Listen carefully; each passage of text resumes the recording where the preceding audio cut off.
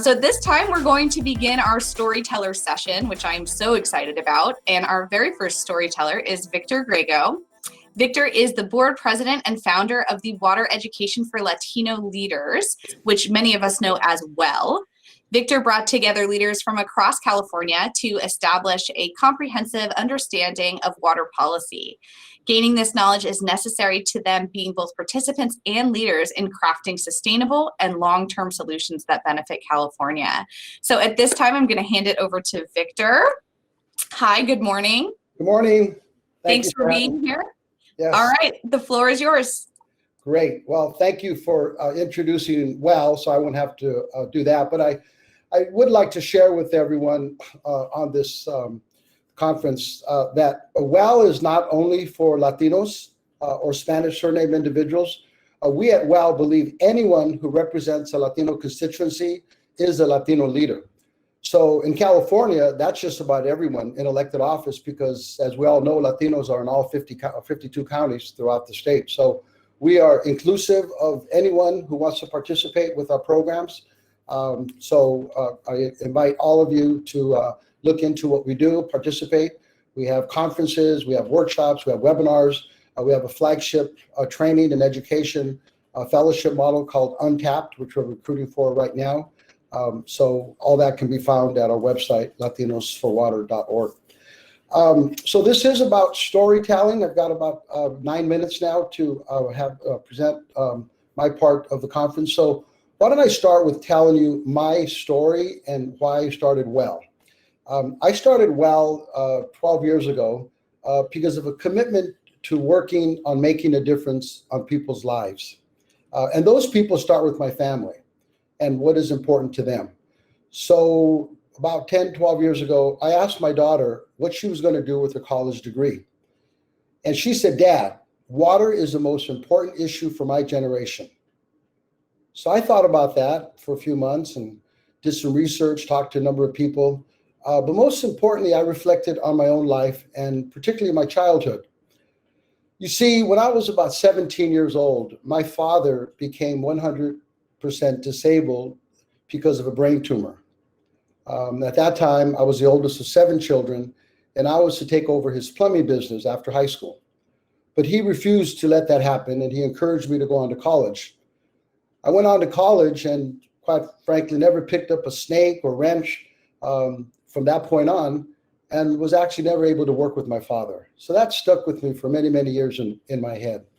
So today, working on California water issues with my daughter allows me to honor my father by making a difference every day. And today, after working at WELL, my daughter is the policy director with the Friends of the Alley River and an executive board member with the Sierra Club. So that's my story of why I do public work with WELL. It's not my bio, it's not my resume, but it's what makes me do what I do in public work. So the question I ask you all is, why is this important? Why is it important to tell our story? I have a quote here from Professor Marshall Gans at Harvard University, who through his course in public narrative, he has been developing this tool, this skill set for people to tell their stories, tell the reason why they do public work. And it's usually based on an individual incident, individual drive. But his quote is this. He says, "One who serves in public leadership really has little choice to telling his or her story of self. If we don't author our story, others will, and may tell our story in ways that we might not like. Not because they're malevolent, but because others try to make sense of who we are by drawing on their experience of people whom they consider to be like you." So we at WELL, we teach leaders to tell their story, to tell people what motivates them, what makes them do what they do in public work. Because constituents should know why their leaders choose the public work they do. So if you're leading or managing people, you have a story to tell and you should tell it. People want to know why you do what you do. It helps them to know you better, not just knowing your resume or your bio. They can read that, but what makes you tick? You know, people ask sometimes, what keeps you up at night, right? Well, that's kind of what you're worried about, or what you have to do tomorrow. But your story is something that is an ongoing motivation that we sometimes don't think about. So you really should reflect on what that could be, because it helps them to know you better, and it motivates them. It motivates them to follow you. Because, of course, as the quote said earlier, without this, they can misinterpret your actions or your comments. So I would hope that today, after the conference or the next couple of days, you think about this a little bit. And there's a lot of data out there on this. There's a lot of research. But there's the first thing that we should think about when we're thinking about our story. And first of all, it's not your resume. It's not telling your story of what you've done in the past. Some people think that is. And it's not just a story of something that you're proud of. That's important, but it's, once again, what's keeping you motivated. And to do that, look back to when you were first thinking about what you're doing now. What was motivating you? Were you a student in high school? Were you in college? Was it something younger? Was it a parent, a relative, conversation with a relative, a teacher, someone in the community? Might have been a civic leader. But what got you excited? What was going on in your life that conversation or that incident ignited you to start thinking about the work that you're doing? And maybe it wasn't when you were a child. Maybe it was in your profession. You might have changed professions because of something happened. Something happened at work, something at home, in your community, that got you to realize, I want to do what you're doing today. But again, ask yourself those questions.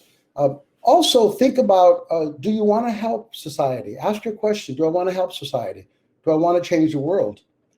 And if the answer is yes, why? That question, why, is critical. Or what brings you to that point? Again, does something happen to you in your profession or in your personal life? So in summary, your story, again, is not your bio. It's what makes you tick. It's sharing with people an individual occurrence that motivates you to act publicly. It shares your values. And values and beliefs is what connects people. Based on something you share in common with someone. You might look different than them, you might be of different ethnicity, a different gender, but if you share particular values with them, you tend to bond with people. So by sharing your values, sharing what makes you motivate you, helps connect people with you. And if you're a leader, that's important for people who you're working with. Because we all share a common value of providing clean and affordable water to all Californians so that they can live a safe and healthy life. But we have to share that with people. We have to express that. And we need to let people know why we chose this vocation. Otherwise, they'll think of us as cold-faced bureaucrats with a bunch of data that they won't understand. So I encourage all of us to look deep in our life experiences, because we'll find what motivates us to do our public work. And it's important to share that with others. Thank you. Thank you so much, Victor. That was a great story. Thank you for sharing about why you do what you do. And it's very obvious now that we heard about your family. So thank you very much for that. Great. You're welcome.